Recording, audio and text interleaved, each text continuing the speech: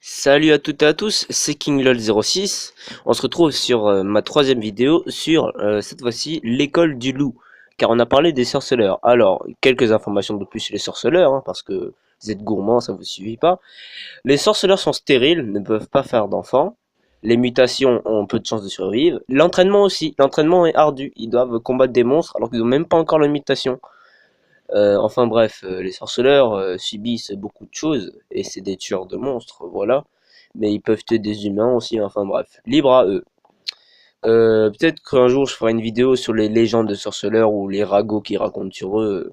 Parce qu'il faut savoir, ce qui me fait rire, c'est que dans The Witcher 1, les sorceleurs, il y en a plus beaucoup. Du coup, ils font, oui, ils sont où les sorceleurs, on a besoin d'eux et tout. Et dans The Witcher 3, ils sont plus beaucoup, on en profite pour les tuer. Allez! Voilà, enfin bref, c'est totalement. En même temps, The Witcher 3 et The Witcher 2, c'est la guerre, et dans The Witcher 1, c'est le début un peu. Voilà l'école du loup. C'est Kaer Morhen.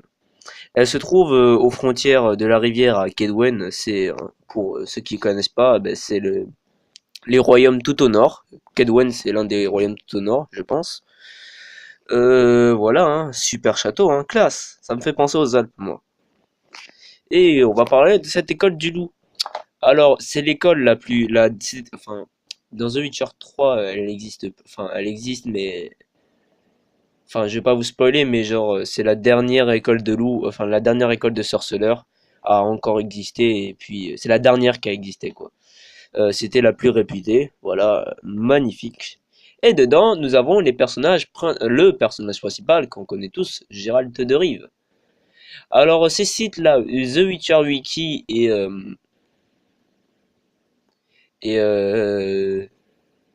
c'est quoi ça?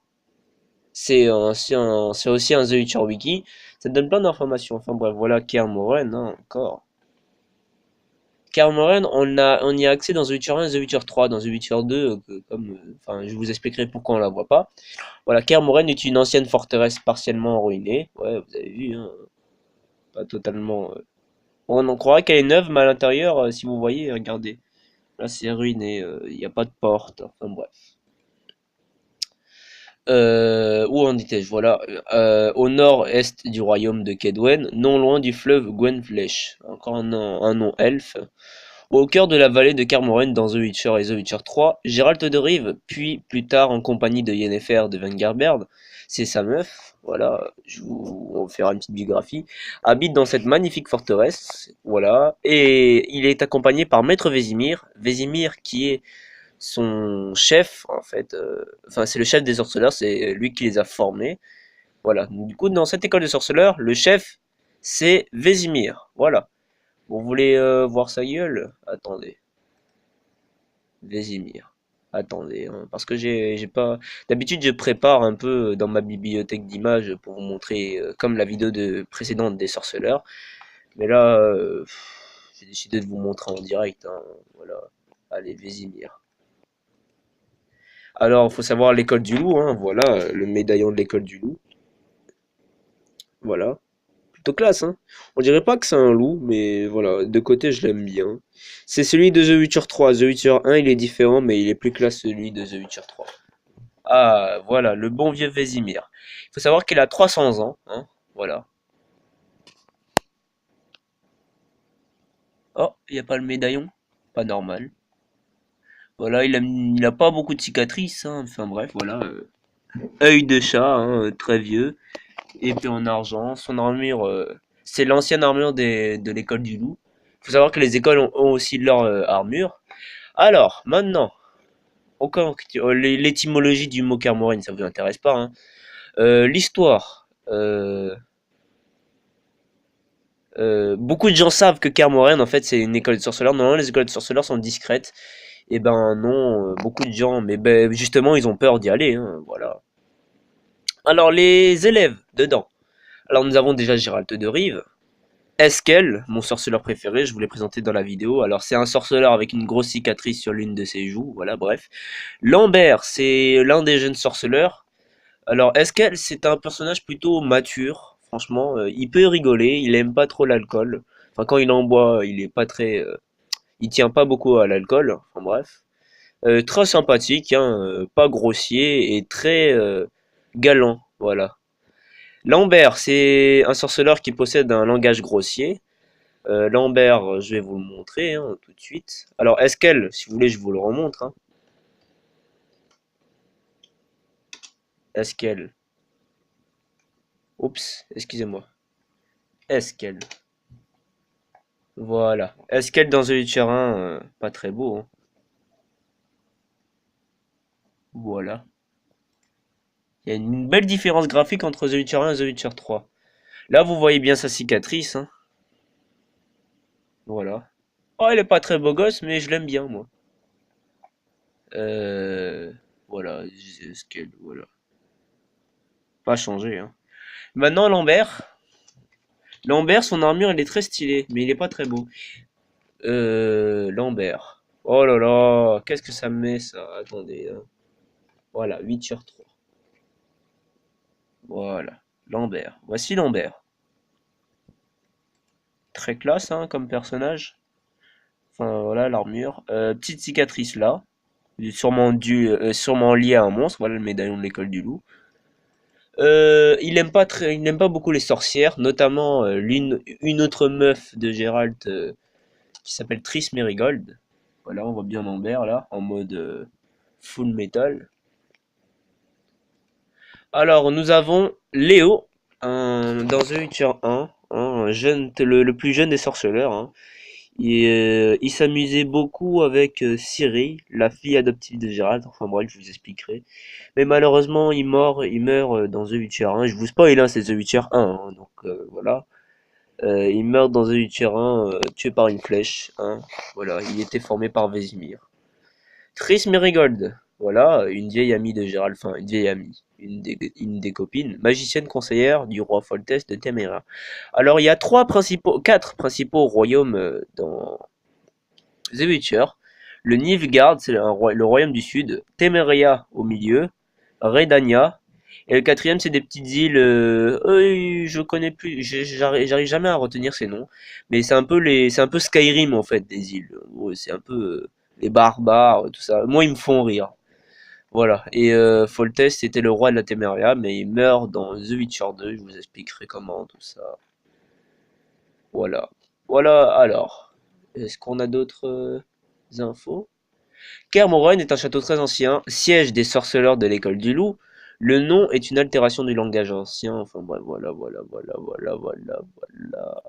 Près de la rivière. C'est là que les jeunes sorceleurs de l'école du loup étaient formés et subissent l'épreuve des herbes. L'épreuve des herbes, c'est les mutations en fait, qui faisaient d'eux des sorceleurs. Mais un jour, une centaine d'années au moins avant les événements des romans, voilà, avant l'histoire de Kaer Morhen, en fait, c'était un vieux château abandonné et des milliards de fanatiques, de magiciens, de bandits qui n'aimaient pas les sorceleurs sont allés faire un attentat là-bas. Et Vesemir, alors, il y avait enfin pas précisément, mais genre environ 40 et 60 sorceleurs. Ils sont tous morts, sauf Vesemir. Vesemir est le seul survivant. Voilà. Et le premier sorceleur qui a formé Vesemir est Berengar. Je vous le montrerai. Léo, Lambert, Eskel, tout ça, Vesemir, voilà. Oh, dommage, il montre pas Berengar. Berengar, allez, Berengar. Et il meurt dans The Witcher 1, hein, tué par Geralt, parce qu'il était jaloux. Même Lambert est jaloux, mais il n'oserait jamais se battre à Geralt. Mais lui, il était vraiment jaloux. Euh, Pas très beau, hein. Voilà, non, voilà Berengar. Son histoire est assez triste, hein. Il s'est converti en bandit, voilà, tout con. Bref, voilà l'histoire de l'école du loup, hein.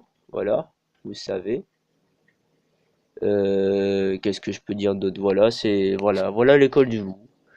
Ah oui, l'armure de l'école du loup. Vous voulez que je vous montre?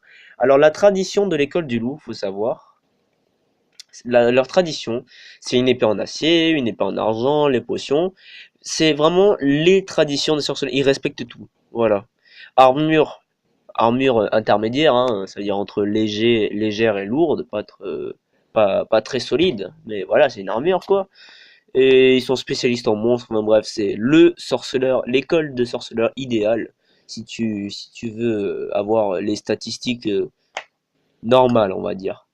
Alors, je vais chercher armure de l'école du loup. Armure de l'école du loup. Alors, il y a plusieurs améliorations. Il y a du loup normal, du loup amélioré, du loup supérieur, du loup de maître et du loup de grand maître. Alors, qu'est-ce que je peux... Voilà, je vais vous montrer ça. Voici le loup. C'est mon armure préférée, on dirait celle un peu d'Esquel. Voilà. Voilà Gérald de Rive, hein. On voit pas bien. L'école du loup amélioré, hein. On voit tout de suite la différence. L'école du loup supérieur, classe, hein. Et l'école du loup de maître et de grand maître. Vous voyez le cuir? Ben, tout ça c'est en fer. Voilà. Voilà, plutôt classe. Ceux qui aiment bien les rouges, ben, c'est l'armure idéale. Voilà, voilà. Et ben c'est tout, hein. Voilà. Voilà l'histoire de l'école du loup. J'espère que cette vidéo vous aura plu. N'hésitez pas à lâcher un petit pouce bleu, hein. Voilà, ça me ferait plaisir. Et n'hésitez pas à vous abonner si vous voulez plus d'informations de sorceleurs. Si vous, enfin, si vous avez besoin d'informations, que je recherche des choses pour vous ou des questions, posez-les-moi dans les commentaires, je vous y répondrai. Je suis un connaisseur de Witcher, hein. Je, je vous assure, je suis un connaisseur. Si vous ne me croyez pas, posez-moi une question. Et si je connais pas la question, j'aurai une bonne raison, je vous le répondrai. Enfin bref, voilà. Allez, salut!